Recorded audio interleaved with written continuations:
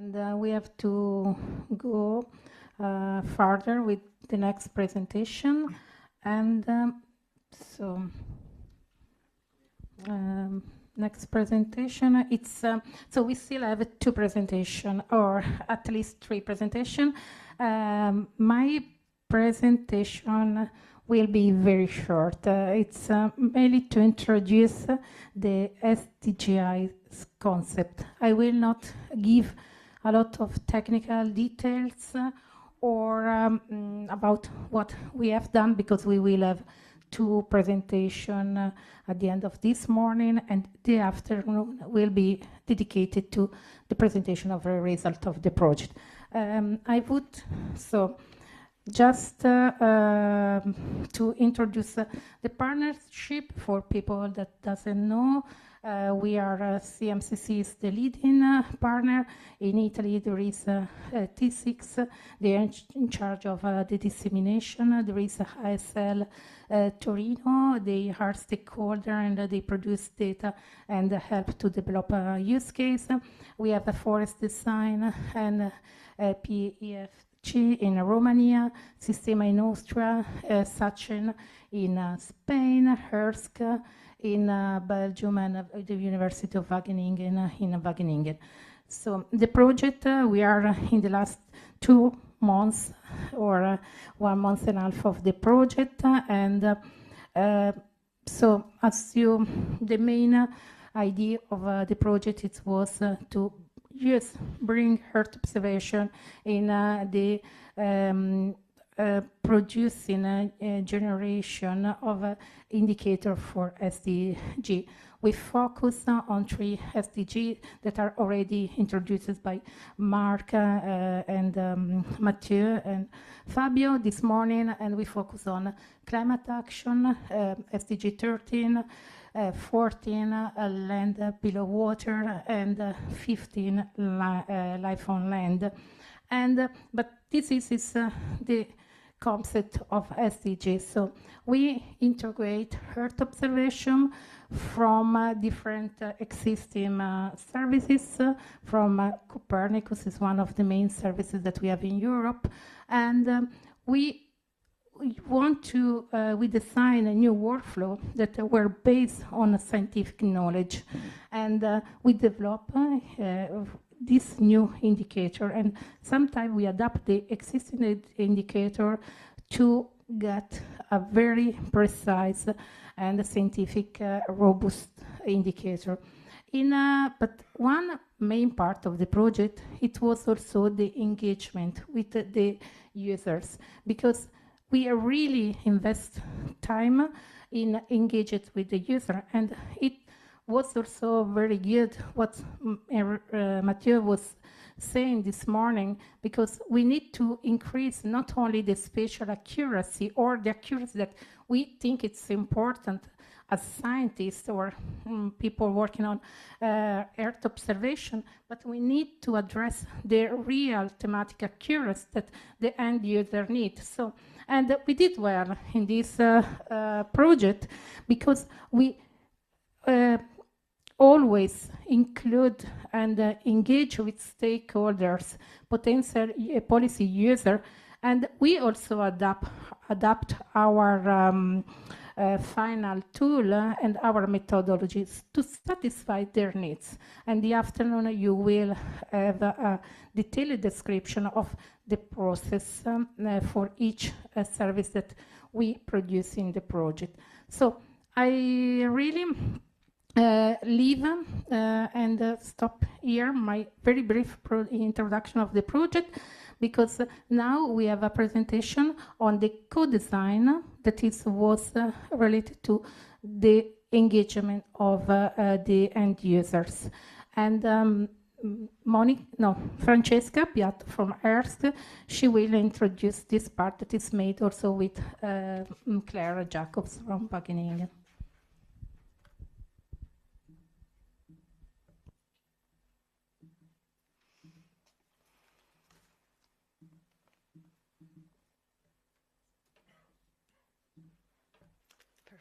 Thank you very much.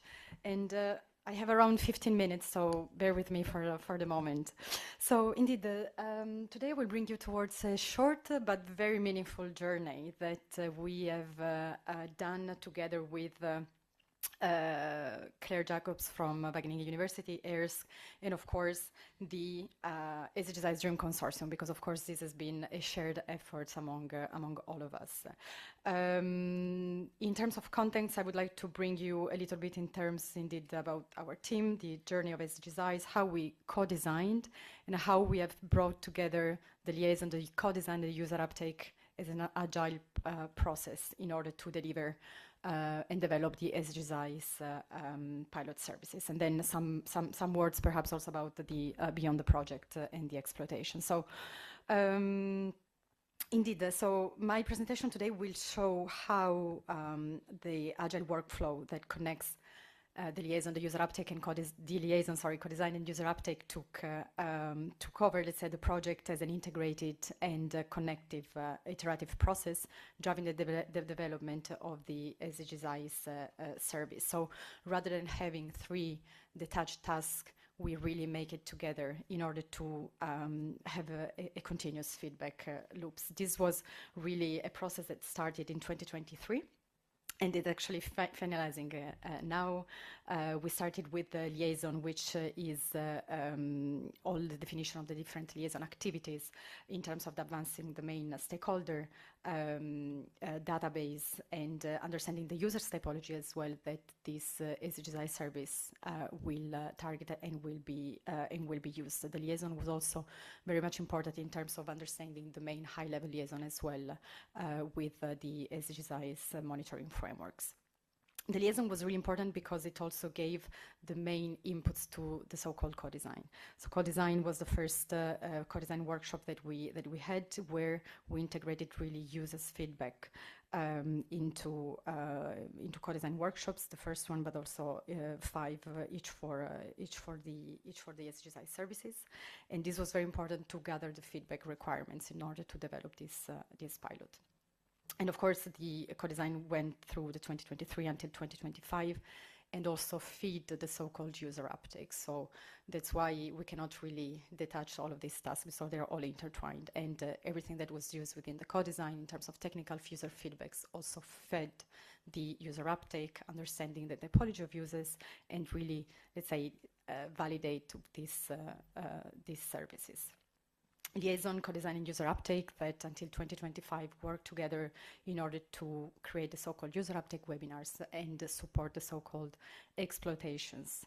And these sustained interactions really created a real-time learning cycle, right? Because the liaison brought these evolving priorities, the co-design transform these priorities into actionable pilot features, and then the user uptake actually stress and validated, let's say, all of our assumptions. And together we really converge as a foundation for the exploitation, ensuring that pilots engagement methodology, but also the pilots, the policy contributions that generated are fully compliant and operational towards societal needs. So this is, let's say, our main overall agile process.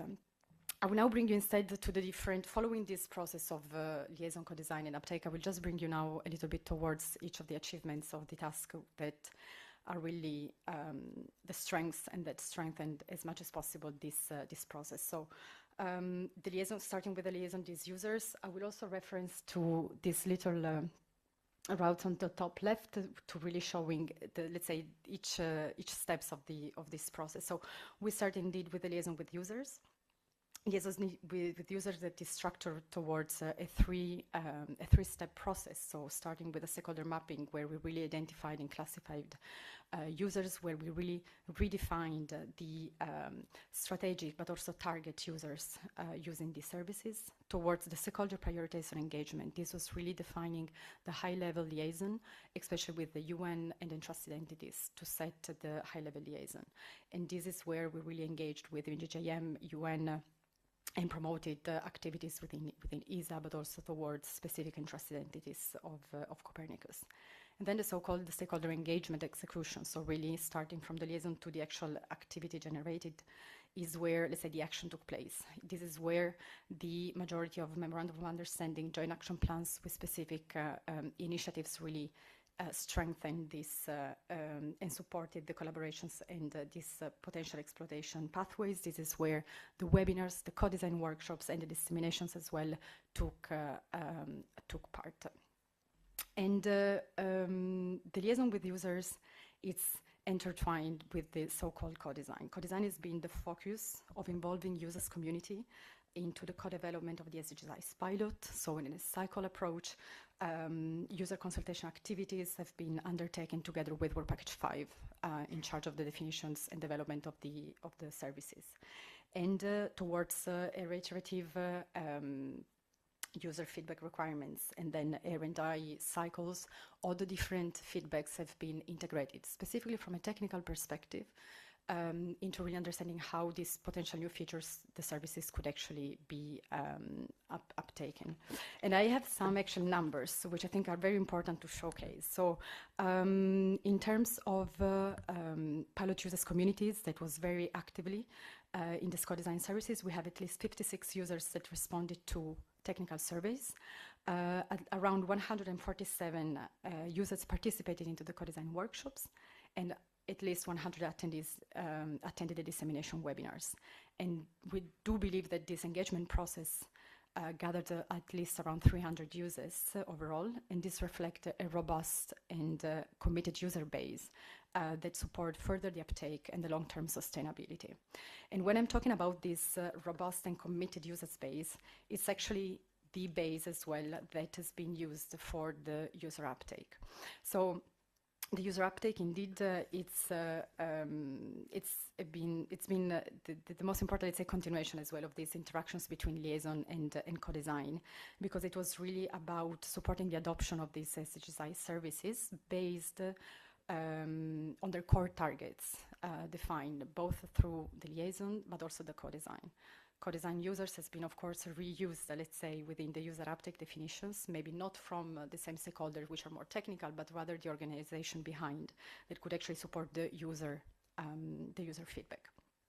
And I think that the main achievements in terms of uptake was indeed the definition, and that lingering, let's say, the base of this workshop and of the uptake are actually the definition of the so-called user guidelines. So in cooperation with the so-called co-design users already involved in the projects, we, let's say, call them champion users or test validation users that tested step-by-step guidelines for each of the services. So in this way, we really had concrete let's say, proof for these users to actually test and validate or not, based on their needs, these services. So for each of the SDGs service, a defined step-by-step guide was conceived, and then of course these let's say champion users have also been part of the so-called user uptake webinars, where they validate with the community these outcomes, and then. Also something that it's really important from the user uptake webinars are indeed all the outcomes of the webinars, which are this very important report that are now used and exploitable, and they share indeed these outcomes. This is not shared here in this slide indeed, but something that it's extremely important to show is indeed also what kind of adoptions level this user uptake have reached, and how these target users are actually been adopting or validating these services.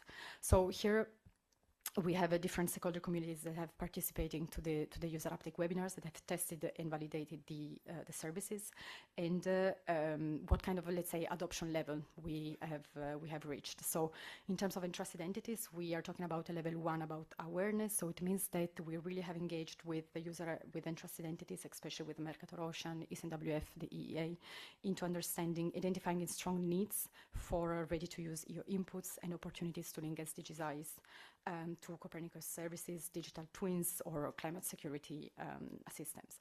We also have discussed and connect with public authorities. Here we have some concrete example of Kenya and Romania, for example, of how they have validated these services, and potentially also becoming early adopters of this of some of these pilots, just in terms of testing or the methodology of the pilot, but also moving towards a concrete operational adoptions. Also, research has been very valuable into all of this process, understanding how to move from a conceptual interest of methodology towards how to uptake all this methodology and workflow within their own regional context. And this is something indeed that we have heard also in previous presentations about making sure that the user needs are actually contextual, relatable in this sense. And then private sector as well has been a major important actor into this, exploring commercial follow-up, but we have to be aware as well that it is a typology of project. The majority really of stakeholder groups and core targets that really have been public authorities and research. And then I would like to conclude with a sort of summary of what this agile process has meant to us, because the SDGs experience shows that liaison, co-design and uptake functions as a single agile process, building really a bridge between these three user needs and operational services. The liaison establish a common, let's say, stakeholders priority database, establish a strategic vision in terms of liaison with communities, with primary and secondary communities. The co-design transformed this liaison and this vision into concrete service improvements by the pilots directly through iterative loops of discussions between users, service providers, and outcomes. And then the user uptake finally validated these solutions into real context, demonstrating indeed the different typology of adoptions level across public authorities, research, and research organizations. And I would like then to conclude as well with some words about the potential for exploitation, because again, all of this work has been extremely important to share it and to make sure that also the exploitation could take over this. Exploitation is not just about indeed creating the different roadmaps and exploitation path for each of the key EARs, for example, of the main outcomes of the project, but as well making sure that all of this iterative process from liaison to uptake is maintained and fostered even after this 3 years project, especially because the conversations and the discussions with co-design users are real, and the exploitation path that for many of these are actually under development will be concretely taking over. And something that I also put here on the top right is indeed also the SDGs-EYES platform, because when we talk as well about uptake, it's also the definitions of the services within the SDGs-EYES platform, both from a front end and a back end. And I perhaps forgot to mention indeed that in the user uptake webinars, also this iterated feedback loop also is not just about the service themselves, but also from a technical perspective updated. So the potential for exploitation is there, and I think that also tomorrow's panel will support this exploitation component. So thank you very much.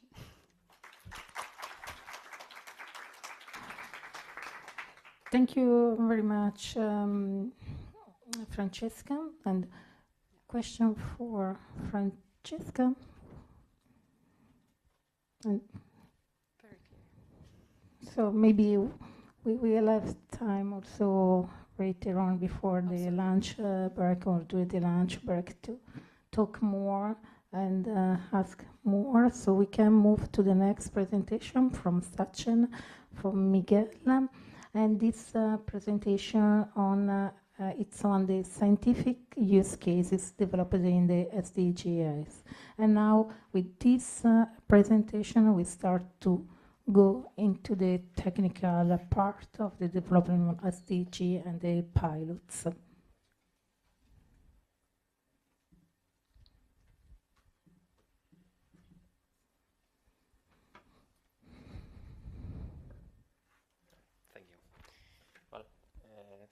Thank you. I'm Miguel Belenguer. I'm from SATCEN, the European Union Satellite Center.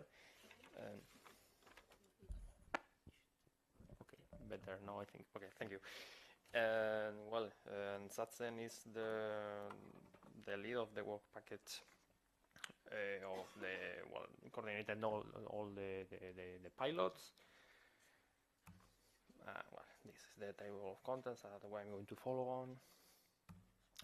Usual, first of all, the introduction. Well, As I said, in this project in SDGs, we have had 5 different pilots demonstrating the use of Earth observation, how Earth observation can help us to monitor climate, environment, and finally, improve the knowledge of all the SDGs indicators.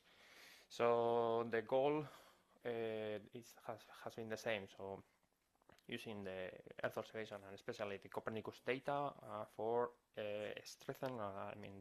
enhancing the knowledge of different SDG indicators, and the outputs of all of these pilots are pretty more or less the same, improving the indicators and also be able to develop workflows that can be reproducible, and always having in mind the user needs of these indicators.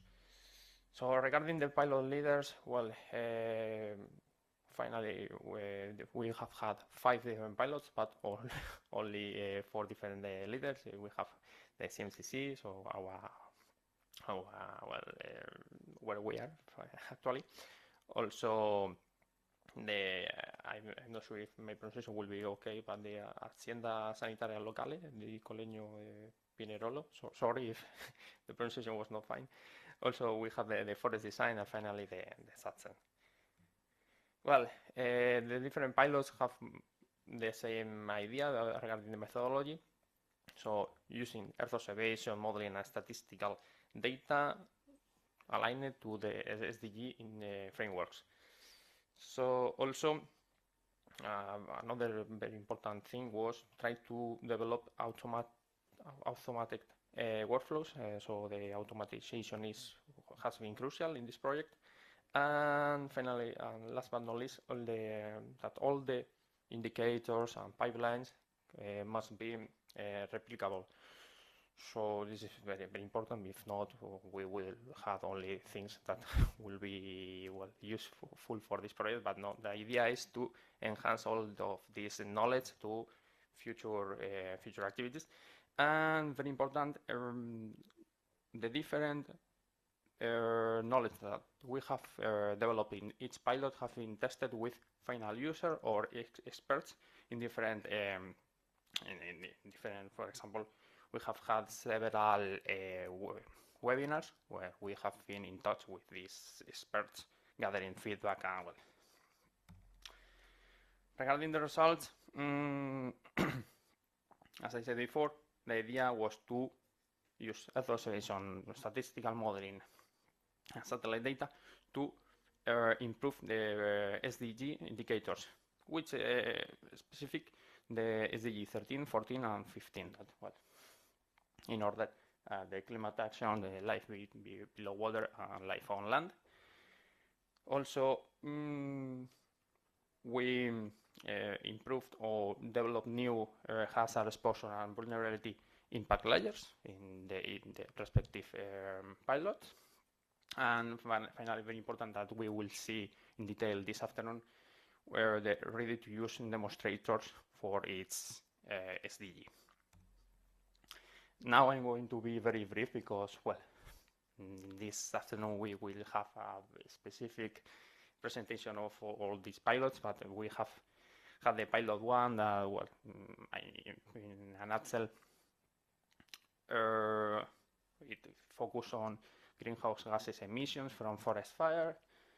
So, using Earth observation data, we can extract which area were burned, using different data sets. For example, the ones from the European Space Agency, the fire CCI. Once we know the area that has been burned, and also knowing the biomass of the forest, we can estimate the amount of the greenhouse gases that is going to be emitted to the atmosphere.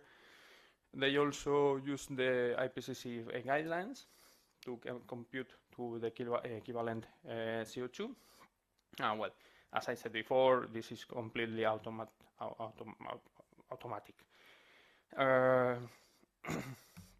regarding the pilot 2, the heat health risk, this is more or less, let's say, in relation with the previous one. I mean, it's not completely in the relation, but it's very convenient because this is related to the increasing of temperatures and the heat waves, and the pilot 1 is related to forest fire that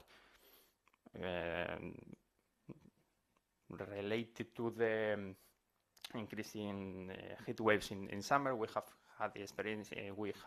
It's summer in Europe. We have a lot of having more mega fires, and it's very convenient to develop indicators to try to tackle this situation.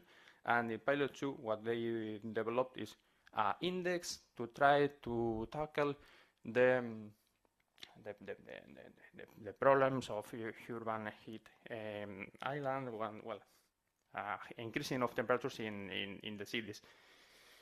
How they computed this health index? Well, the classic hazard times exposure times vulnerability, and also very important, they integrated this information with the census of the city. We will see this afternoon. It was very focused in Turin.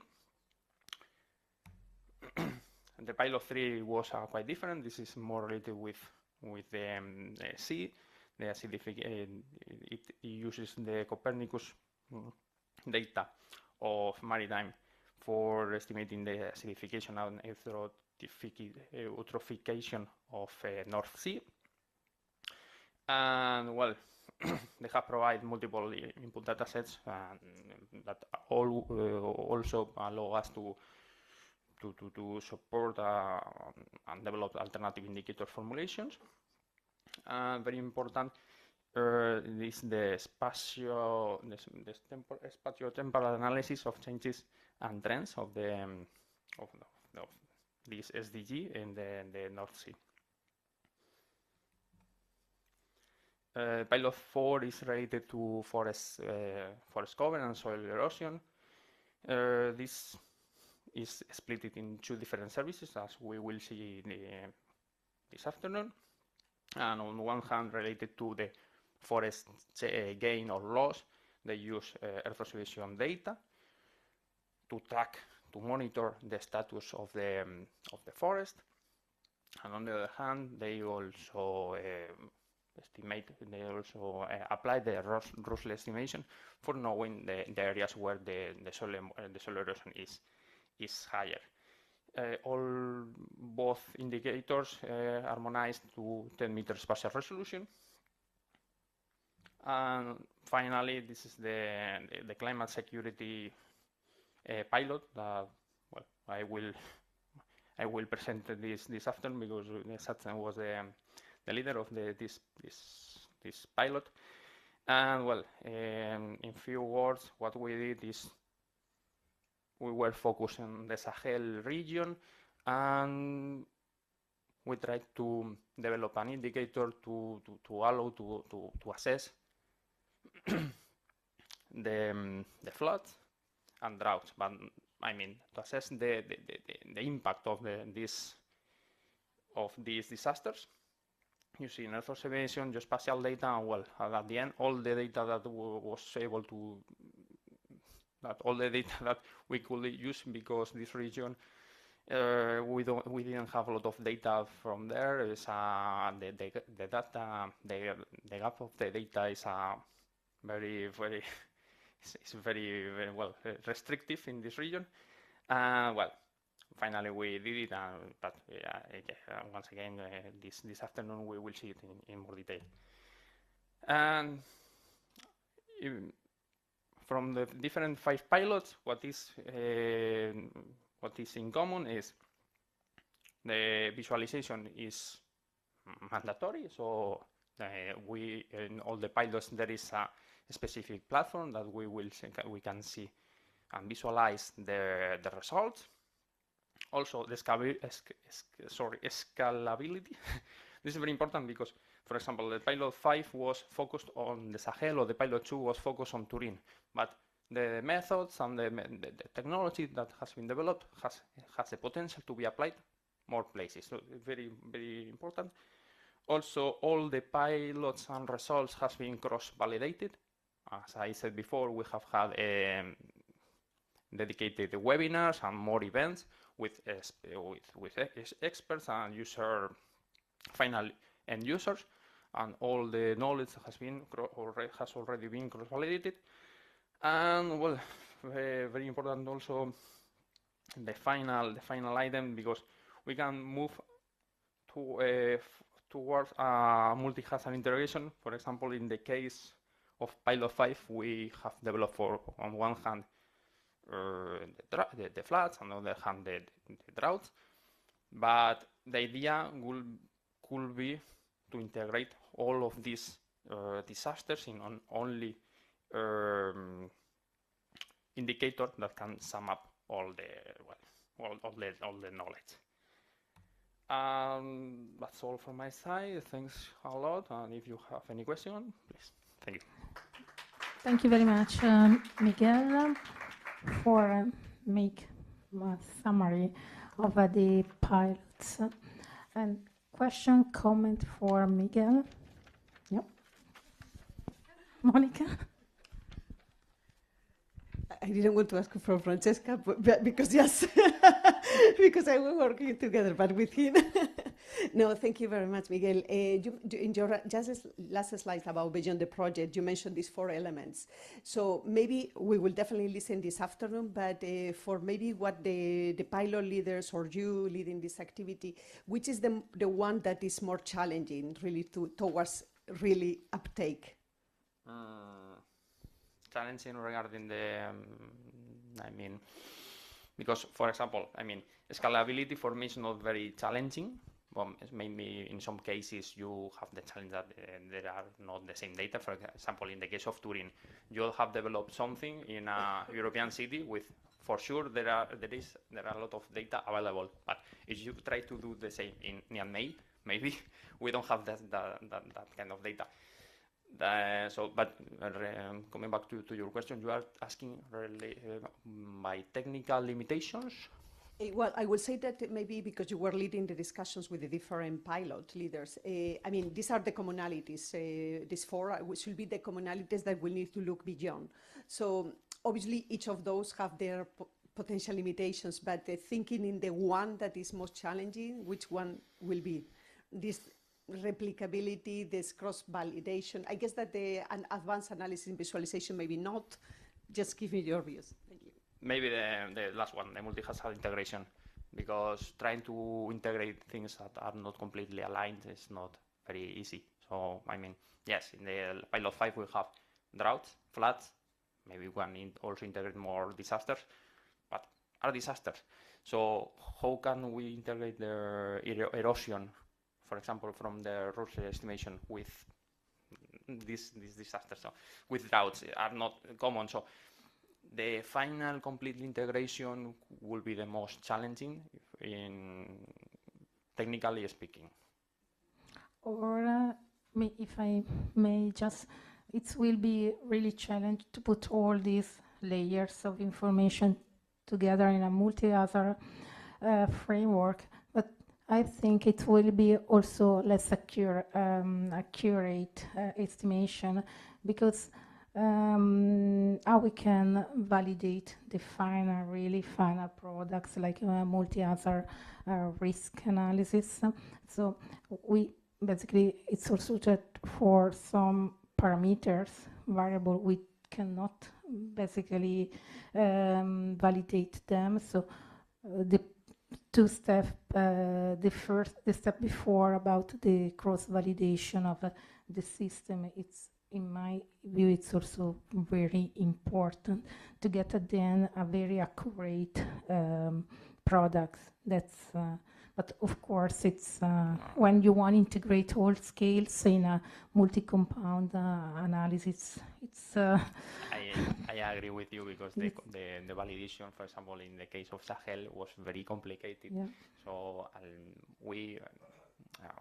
this afternoon we will speak more in detail, but in the case of floods, we have a lot of records of floods, but more of them, or all of them, were only located in Niger.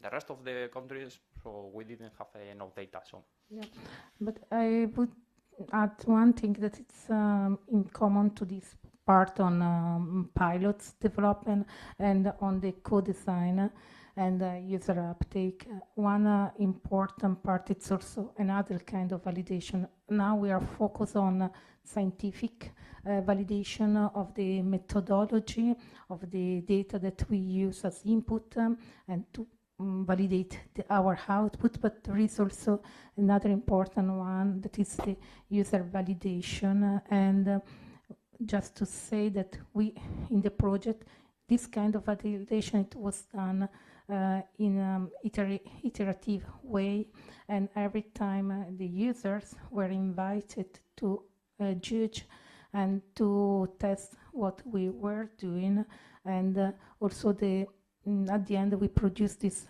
front end that it's a tool for visualization of the analysis, that it's useful and adoptable theoretically for an end user. That's another big part of the project, because and this also it also indicates the effort that we have done as a consortium to bring together different expertise in and the final result is real the front end, where from we have this back end from expert in earth observation, in science, different field, but we translate this for other people experts in other field. So that's good.